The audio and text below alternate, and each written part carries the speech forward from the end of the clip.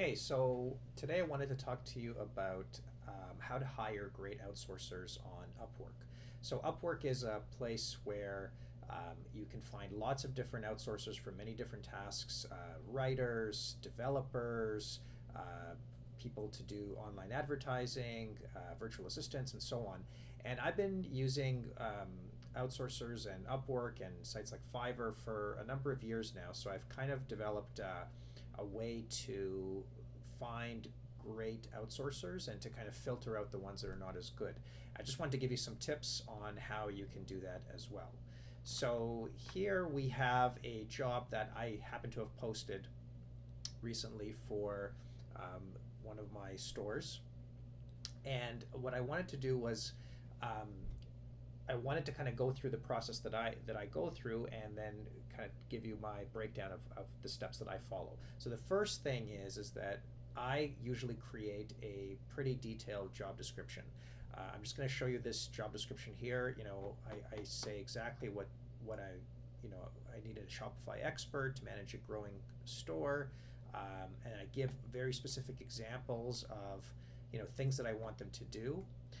And just sort of before I go on, what I wanted to say is most people who post jobs on Upwork are very bad, very lazy. They're very not detailed, very brief. So you don't really have the people who are applying. They don't really have a good idea of what exactly they're applying to. So this is a way to really stand out from a lot of the other job posts that are out there and attract high quality people. So I go through all the different detailed steps that I want them to be responsible in doing, and I also, I give them kind of ideas about the kind of character that I want them to have. So I want them to be independent and knows how to resolve problems, and I want them to kind of be able to think for themselves and, excuse me, and not ask me 50 times a day how they should do something.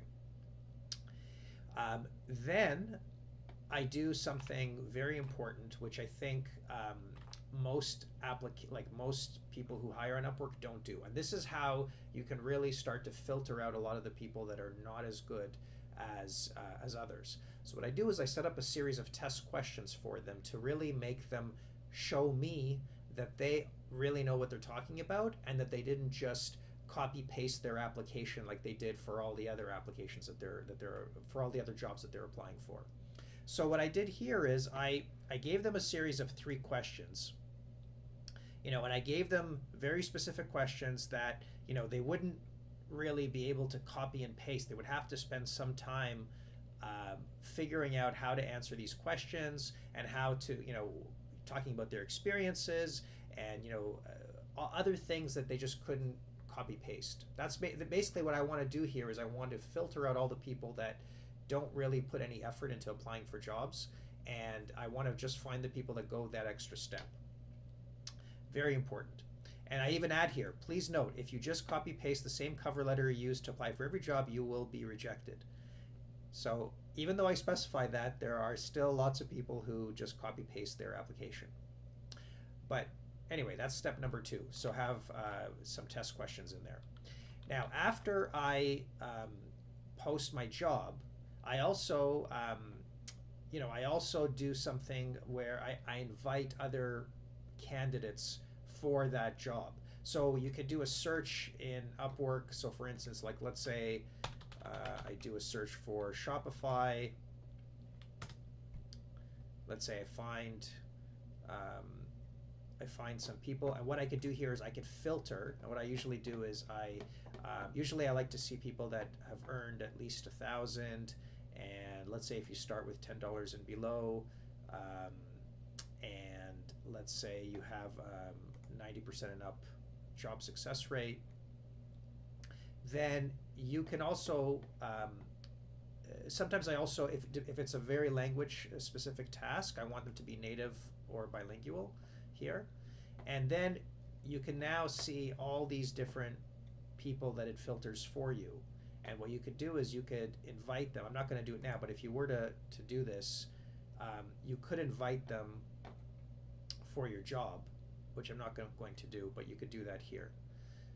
Okay, so that's how you can start inviting people for the job that you just posted to generate more interest. Because if you don't invite them, there's less of a chance you're going to get as many applicants as you could.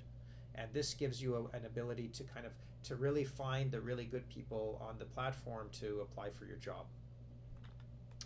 Okay, then after I wait about a day, and then after a day, I'm going to have a lot of applicants.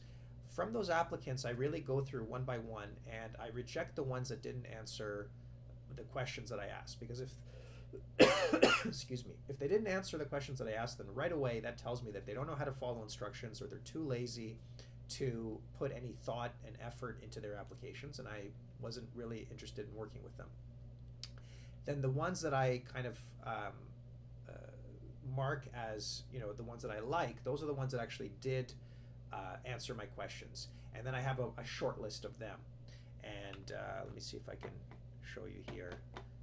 Like,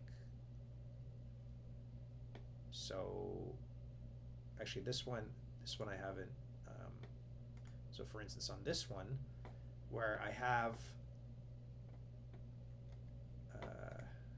the job posts, and then I have, so these are, so here it shows you all proposals, and then the ones that I shortlisted are here. So these are the 11 that I shortlisted, and then archive, these are the ones that I rejected. So as you can see, the majority of them I rejected because they just didn't answer my questions. And the ones out of about 67 or so, I only selected 11 that were in my shortlist. And then from that shortlist, then I kind of pick the one that I really like. Because what I do is I go back to that shortlist and I kind of look through it again, and I find the one that I really like, and that could be based on price, it could be based on, you know, if they did something even more than I asked for, that just to make them stand out from the shortlist, then I usually make an offer to that person. Okay, and that's it. That's basically the process in a nutshell, and I hope that helps you find really good people on Upwork.